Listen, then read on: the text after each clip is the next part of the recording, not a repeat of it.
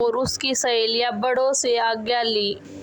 इवाया भी उनके साथ जाने के लिए मचलने लगी। मम्मी, क्या मैं भी दी के साथ जा सकती हूँ? मुझे उनके साथ ही तैयार होना है। रुक्मिणी जी ने हंसकर सहमति दे दी। जाते जाते इशिका ने एक बार पीछे मुड़कर देखा। इवांस अभी भी वहीं बैठा था। उसकी नजरें अभी भी इशिका की तरफ थी, जैसे वह उसे अपनी नजरों के पिंजरे में ही कैद कर लेना चाहता हो। फिर चारों लड़कियां ऊपर चली गई और आपस में बातें करने लगी और नीचे सगाई की तैयारी शुरू हो गई।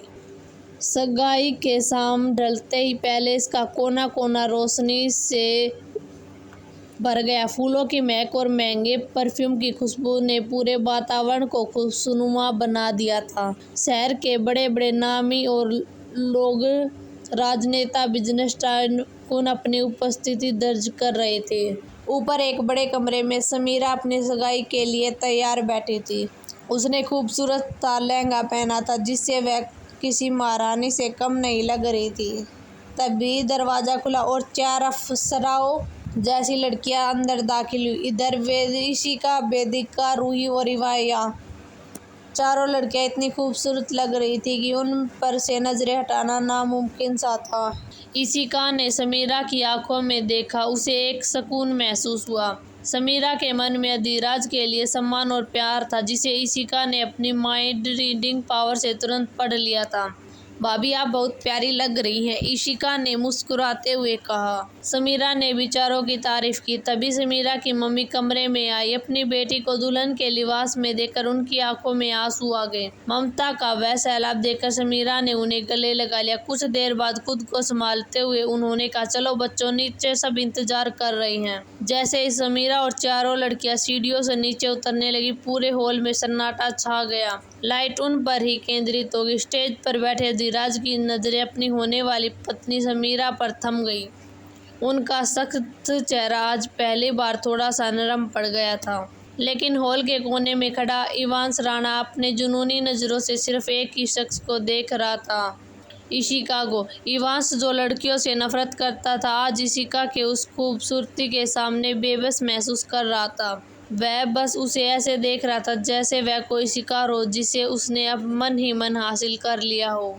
सगाई जस्ट अभी पूरी रंगत पर थी। संगीत की धुन हवा में तैर रही थी और मेहमान हंसी मजाक में डूबे थे। इशिका भीड़ से थोड़ा हटकर एक खंबे के पास खड़ी थी। उसके हाथ में जूस का गिलास था और उसकी नीली आंखें पूरे हॉल में हर चेहरे को स्कैन कर रही थी। तभी एक नौजवान लड़का, जो किसी बिजनेस घराने का वारिस लग रहा था, इशिका के पास आया और उसे मुस्कुराते हुए, मिस इशिका राजवंश, आज की शाम आपकी खूबसूरती के इस महफिल की रोशनी को फीका कर दिया है। इशिका ने उसकी ओर देखा। आमतौर पर वह किसी अजनबी से बात नहीं करती थी, लेकिन इस लड़के के मन में उसके लिए कोई बुरी वाइब नहीं आ रही थी। वह बस एक साधारण तारीफ कर रहा था। इशिका ने शिष्टाचार के नाते एक हल्की सी मुस्कान दी और संक्षिप्त में जवाब दिया। वह लड़का वहीं रुककर उससे छोटी मोटी बातें करने लगा। हॉल के दूसरी तरफ हाथ में वाइन का गिलास पकड़े इवांस राणा खड़ा था। उसकी नजरें शिकार की तरह इशिका पर गड़ी हुई थी। जैसे ही उसने उसे लड़के को इशिका के करीब जाते देखा और मुस्कुराते देखा, इवांस का चेहरा गुस्से से काला पड़ गया। उसके हाथ में बड़ा गिलास इतनी जोर से भींचा कि उसकी उंगलियां सफेद पड़ गई। इवांस को लड़कियों से नफरत थी, लेकिन इशिका को देखते ही उसके अंदर का पजेसिवनेस जाग उठा। उसे बर्दाश्त नहीं हो रहा था कि कोई दूसरा मर्द उसकी ब्लैक क्वीन की परछाई भी छुए।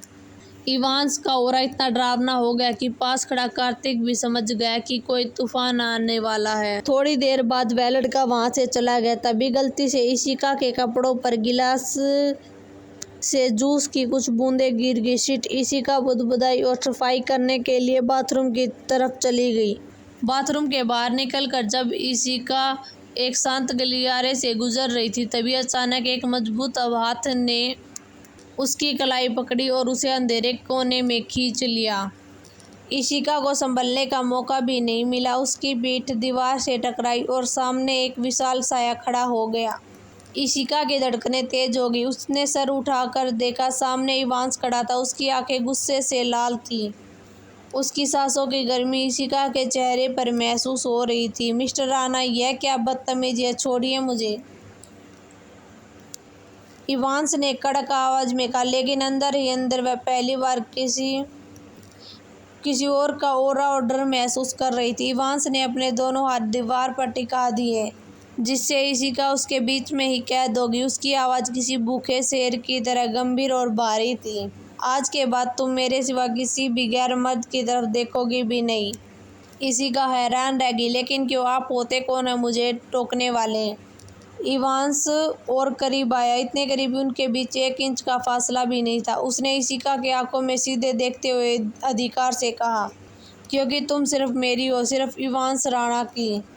इशिका का शरीर सुन पड़ गया। उसने आज तक किसी को खुद को छूने नहीं दिया, लेकिन इवांस का यह अधिकारपूर्ण स्पर्श उसे बुरा नहीं लग रहा था, बल्कि एक अजीब सी सिहरन पैदा कर रही थी। उसकी शक्तियाँ भी इवांस के डार्क ऑरे के सामने हार मान रही थी। उसने हिम्मत जुटाकर और इवांस को हल्का धक्का देकर वहां से भाग निकली। वह सीधे हॉल में पहुंची, जहां वेदिका और रूही और इवान्या खड़ी थी। उनके चेहरे पर हवाइयाँ उड़ रही थी और सांसें उखड़ी हुई थी। क्या हुआ इशिका, तुम ठीक तो हो? रूही ने चिंता से पूछा। इशिका ने बस अपना सिर हिलाया। उसके कान में अभी भी इवांस के कहे हुए शब्द गूंज रहे थे, तुम सिर्फ मेरी हो। थोड़ी देर बाद इवांस बाहर आया। वह वापस लड़कों के ग्रुप में खड़ा था, बिल्कुल शांत, जैसे कुछ हुआ ही न हो। लेकिन उसकी नज़रें अभी भी इशिका का पीछा कर रही थी। इशिका इसे साफ महसूस कर पा रही थी। इवांस अभी भी उसे ही देख रहा है। अगली सुबह राजमहल पैलेस। राजवंशों की सगाई का जश्न अभी थमा ही नहीं था कि राजमहल पैलेस होटल के दरबार पर एक और शाही गाड़ी का काफिला आकर रुका। वह विक्रम सिंह का परिवार था। वर्षों के मनमुटाव और खौफनाक अतीत के बाद राजवंश और उनके सौतेले भाई का परिवार एक छत के नीचे आने वाला था। होटल की लॉबी में राजवंश परिवार के सभी सदस्य, दादाजी, दादी माँ, अभिराज जी, अमर जी बेसब्री से उनका ही इंतजार कर रहे थे। जैसे ही गाड़ी रुकी, विक्रम सिंह बाहर निकले, चेहरे पर उम्र की लकीरें और आंखों में अपने बड़े भाई के लिए सम्मान। विक्रम जी वाकई एक सीधे और सरल स्वभाव के व्यक्ति थे, जिन्हें राजनीति और नफरत से कोई लेना देना नहीं था। उनके साथ उनकी पत्नी गायत्री सिंह उतरी। उनके चेहरे पर भारी नकली मुस्कान थी। उसकी आंखों में वह चमक नहीं थी जो एक मिलन में होनी चाहिए, बल्कि उनमें एक ठंडी राख दबी हुई थी, अपने बड़े बेटे की मौत के बाद, जिसे राजवंशों ने न्याय के लिए सजा दी थी। गायत्री जी के मन में राजवंश परिवार के लिए जहर भरा हुआ था। वह लालची तो थी ही, पर प्रतिशोध की आग उसमें धधक रही थी। इशिका के दादाजी ने आगे बढ़कर अपने भाई विक्रम सिंह को गले लगा लिया। दोनों की आंखों में नमी थी। सालों बीत गए, विक्रम पर कोई भी रिश्ता ऐसा नहीं टूटता। दादाजी ने भारी आवाज में कहा। राजवंश परिवार ने खुले दिल से सबका स्वागत किया। नीताजी और विक्रांत जी भी सबसे बड़े प्रेम से मिले। तभी सीढ़ियों से इशिका, वेदिका, रूही और इवान्या नीचे आई।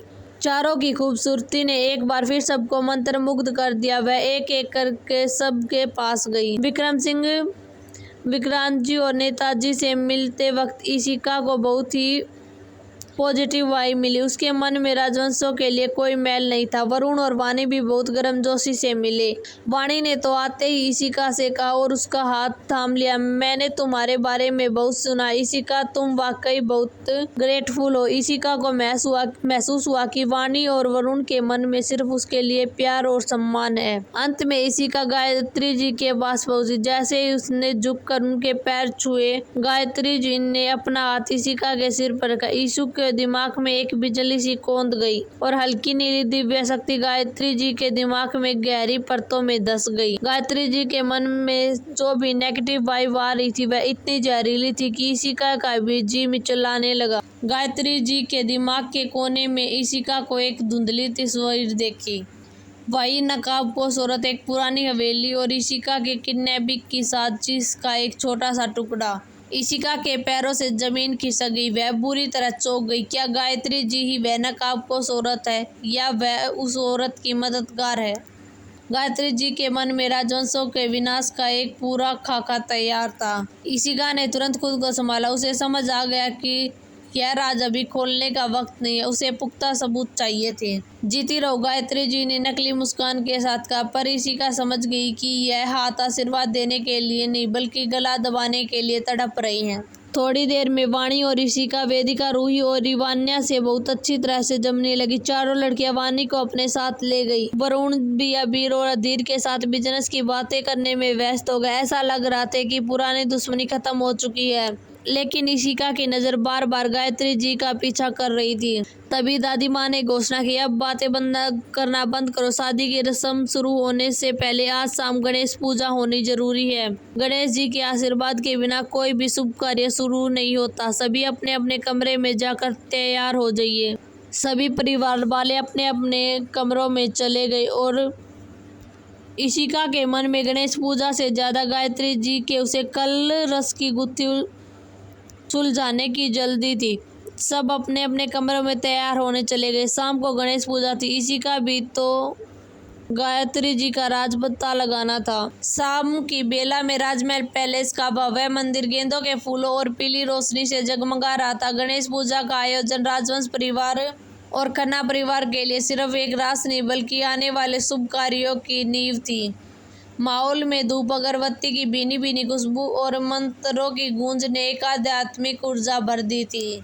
हवेली के सभी सदस्य अपने बेहतरीन पारंपरिक कपड़े पहने थे। अधिराज ने करीम रंग का कुर्ता पजामा पहना था, जिससे वह राजवंशों के उत्तराधिकारी के रूप में अत्यंत प्रभावशाली लग रहा था। उसकी नजरें बार बार सामने बैठी समीरा पर ही टिक रही थी। समीरा ने पीले रंग की सुनहरी कांजीवरम साड़ी पहनी हुई थी और साथ में छोटी सी बिंदी और बालों में लगा गजरा उसकी सादगी में चार चांद लगा रहे थे। ऋषिका, रूही, वेदिका और इवान्या ने इस मौके को यादगार बना दिया।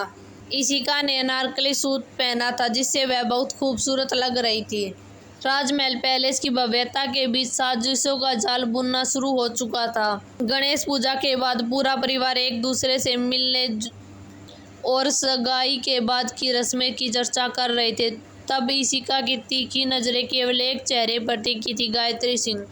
शाम गहरा रही थी और पैलेस की लाइट जल चुकी थी। ऋषिका ने देखा गायत्री जी बड़े सलीके से अपनी साड़ी को पल्लू संभालते हुए मुख्य द्वार से नहीं बल्कि पीछे के दरवाजे से बाहर निकल रही है। ऋषिका ने तुरंत अपना काला लंबा कोट पहना और बिना किसी को बताए अपनी यूएसबी की चाबियां उठाकर पार्किंग एरिया की तरफ बढ़ी। गायत्री जी ने पहले से थोड़ा दूर एक ऑटो लिया। ऋषिका ने अपनी गाड़ी की हेडलाइट बंद कर दी और एक सुरक्षित दूरी बनाए रखी। ऑटो शहर के शोरगुल से दूर एक वीरान और पुराने पार्क की ओर मुड़ गया। यह पार्क खंडर जैसा था। ऊंची ऊंची घास और बरगद के पुराने पेड़ रात के अंधेरे में किसी दानव जैसे लग रहे थे। गायत्री जी ऑटो से उतरी और पार्क के उस कोने की ओर बढ़ी जहाँ स्ट्रीट लाइट भी टूटी हुई थी। ऋषिका ने थोड़ी देर झाड़ियों के पीछे गाड़ी खड़ी की और पैरों की आवाज दबाते हुए उनके पीछे चली। वहाँ एक विशाल बरगद के पेड़ के पीछे इस तरह छुप गई कि वहाँ से गायत्री जी का चेहरा और आवाज़ साफ साफ सुनाई दे रही थी, पर उसे कोई देख नहीं सकता था। तभी वहाँ एक साया उभरा। आदमी सर से पांव तक ओवरकोट और नकाब से ढका हुआ था। उसकी चाल में एक अजीब सा रुतबा और क्रूरता थी। उसे देखते ही गायत्री जी का चेहरा नफरत से लाल हो गया। काम कहाँ तक पहुँचा? उस नकाब को उस आदमी की आवाज़ भारी और गूंजती हुई लग रही थी। मल्होत्रा परिवार बुरी तरह नाकाम रहा। गायत्री जी ने कड़वाहट से कहा, ऋषिका अब राजवंशों के साथ है। वह उनकी ताकत बनकर खड़ी है। मेरा बेटा उन लोगों की वजह से मारा गया और वे लोग यहाँ खुशियाँ बना रहे हैं। मैं ऐसा कभी नहीं होने दूंगी। नकाबपोश आदमी पास आया। उसकी आंखों में चमक अंधेरे में भी डरावनी थी। अगर तुम्हें अपने बेटे की मौत का बदला लेना है तो तुम्हें राजवंशों को कमजोर करना पड़ेगा और उनकी कमजोरी उनकी बेटी ऋषिका और तुम्हें उसे ही खत्म करना होगा। गायत्री जी ने कहा, उन लोगों ने जैसे मेरे बेटे को मारा था, जितना दर्द मैंने सहा था उससे कई ज्यादा दर्द वह सहेंगे। उन्हें पता चलेगा जब कोई अपना हमसे दूर होता तो कैसा लगता। उसकी आवाज़ और आंखों में नफरत साफ झलक रही थी। यह सुनकर ऋषिका के पैरों के तले जमीन खिसक गई। उसे अब साफ साफ समझ आ गया कि उसकी किडनैपिंग के पीछे यह नकाबपोश आदमी और गायत्री जी उसका मोहरा। उसने कहा, पोशाक में कचरा देखने की बहुत कोशिश की लेकिन वह नाकाम रही। उसने अपना चेहरा पूरी तरह से ढका हुआ था। तैयार रहना अगले वार के लिए, उस नकाबपोश आदमी ने कहा। उसकी खुशियों को जल्द ही मातम में बदलना होगा। इतना कहकर वह आदमी वहां से चला गया और गायत्री जी भी गुस्से और नफरत से कांपती हुई वापस चली गई। इशिका किसी तरह अपनी भावनाओं को काबू करते हुए वापस राज पैलेस पहुंची। उसका दिल जोर जोर से धड़क रहा था। उसने अधिराज को इशारे से एकांत में बुलाया। कमरे में पहुंचकर इशिका ने दरवाजा बंद कर दिया। इशिका ने अधिराज से जो कुछ भी उसने वहां देखा और सुना सब कुछ अधिराज को बता दिया। यह सुनकर अधिराज को बहुत गुस्सा आया। उसने मेज पर एक जोरदार मुक्का मारा जिससे रखे कांच के गिलास नीचे गिरकर चकनाचूर हो गए। इतनी घटिया औरत, अधिराज ने गुस्से में दहाड़ा, सिर्फ अपने बलात्कारी बेटे की सजा का बदला लेने के लिए मेरी छोटी बहन की जिंदगी नरक बना दी। मैं अभी जाकर उसे पुलिस के हवाले। नहीं भैया, इशिका ने उसका हाथ पकड़कर उसे शांत किया। पुलिस वालों के हवाले करने से वह नकाबपोश आदमी कभी भी नहीं पकड़ा जाएगा। हमें कैसे भी करके उस मास्टरमाइंड तक पहुंचना। गायत्री जी सिर्फ एक मोहरा, अगर उन्हें पता चल गया हम सच जान गए हैं तो वह आदमी फिर से गायब हो जाएगा।